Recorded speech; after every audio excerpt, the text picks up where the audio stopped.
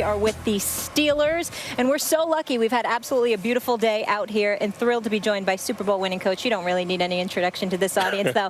Mike Tomlin entering his 10th year. Thank you for making time for us. Glad to be on with you guys. We really appreciate it. Coach, we know in the NFL it's next man up league. This offense is on pace to be one of the best ever in the NFL. Obviously, suspension 4 games for Le'Veon and then Martavis Bryant out. Who has to step up? You know, I think we're going to be defined by our depth, and I think that's always the case. You know, sometimes adversity comes to you in different forms, whether it's suspensions or injuries or a combination of both. The emergence of young guys, the development of young guys always excites me, and I'm seeing guys taking the necessary step to help us in those areas. Guys like Sammy Coates, who's, you know, his growth and development over the last 12 months has been highly documented. But more importantly than that, we're seeing it day to day out here now as we begin the process of building our team for this year. Coach, I'm looking at Sammy Coates. I'm looking at Mark Sweeten. I got a lot of confidence in them with Martavis Bryant being out. Even though Le'Veon Bell's not going to be there for the first 4 games in all likelihood, I'm looking at D'Angelo Williams. We know what he could do. We know what this offense could do with Big Ben, and Pouncey being there helps that offensive line. I'm looking at your defense. You and I talked about this last year. I had concerns about the defense and the passing, you know, the secondary. You drafted Burns. You got this kid. I think it's Sean Davis. I forgot his name. Sean Davis. That's right. I got it right. Talk to me about what you feel about your defense, because I'm really not concerned about the offense. It's your defense I'm worried about. I'm excited about the growth and development of the defense, and those are 2 very new guys that you mentioned, and their acquisition and development is going to be critical. But it's the young guys that have been here that are continuing to grow and develop and hopefully emerge and take the next step in their careers are the real reason why we're excited. Guys like Stephon Tuitt and Ryan Shazier are no longer young developing guys. They got to be cornerstones of this unit, and from what we've seen thus far, they appear to be ready to take that step. Bud Dupree, too. You feel the same way about Bud Dupree, right? No question. Okay. Coach, when you were first announced as a Steelers head coach, and I'm like Stephen A., my first love as a team actually were the Steelers, because when I was a kid, you know, Mean Joe Green was on the Great Space Coasters, right? The Steelers won the Super Bowl every year. And I'm like, who's Mike Tomlin? And you get up, Steelers football, run the ball, stop the run. I said, oh, okay, I could go with this guy. This guy, I could see why players would. It must particularly gall you in terms of your hard-nosed kind of mentality and sensibility when your defense is soft, when it's given. How does a Mike Tomlin team ever get to a place, I'm really curious, where the defense is the problem? Well, we didn't suggest that people ran on us successfully, so let's it is a secondary. It is a secondary. There's a certain feeling when they throw the ball over the top of you. You hate that, but nobody running through us, and that's remained the same. Fair point. I'll let the stats speak for themselves in that regard. So, but to your point, we do want the defense to be a strength of our football team and the reason why we've won. The makeup of our team hadn't been such over the last several years, but at the end of the day, man, we got to let egos and our vision of how we win to the side some and do what's required to get out of stadiums with W's and play to our strengths. And in recent years, offense has been our strength, and we can't hate that.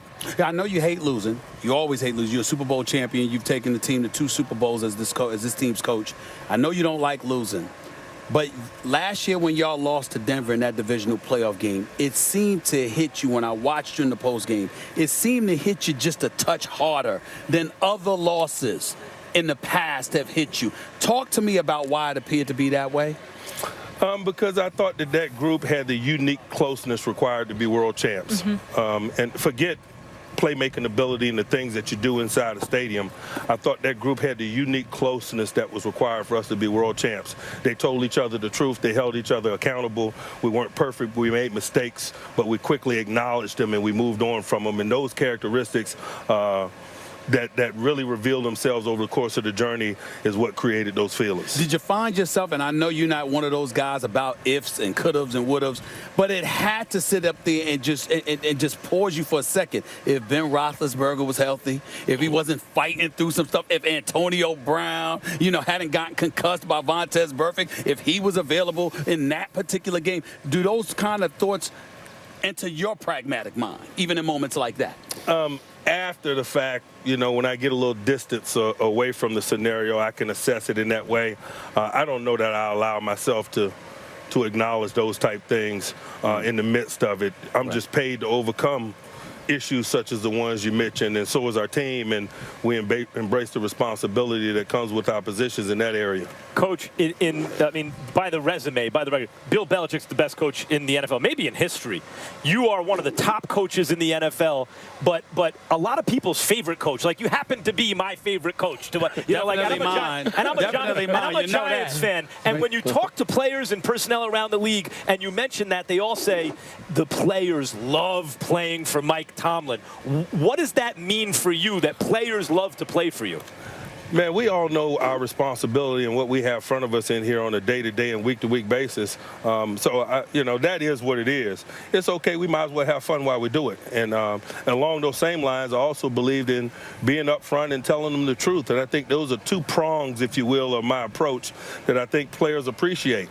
We try to have as much fun as we can in the midst of the work, and we acknowledge and talk truthfully about things we need to talk about. Coach, changing gears real quickly, a few weeks ago, I was on vacation at that time. He was about to come on the show. It was in the news. We weren't on the air, but a lot of news was being made about the Rooney Rule in the National Football League. We heard Tony Dungy even speak about it from the standpoint that the original intent of the rule wasn't something that was being exercised in this day and age. People look at you. Obviously, we're here with Pittsburgh. It's the Rooney's family, top-notch, first tier of the NFL, and we know what they mean to the sport of football, and you being here, just epitomizing and personifies everything that their goal was about in implementing that rule.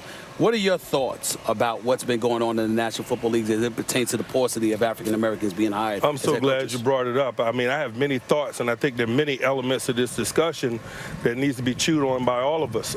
The original intent and the spirit of the rule being one thing, not to dictate the process, but to simply slow the process down, to encourage people that want to follow the spirit of the rule to take time to get to explore worthy candidates. But to me, there are other elements of the discussion that are developing quickly that aren't being discussed as much. The utilization of search firms in the hiring process eliminates some of the transparency that makes the upkeep of the spirit of the rule easier.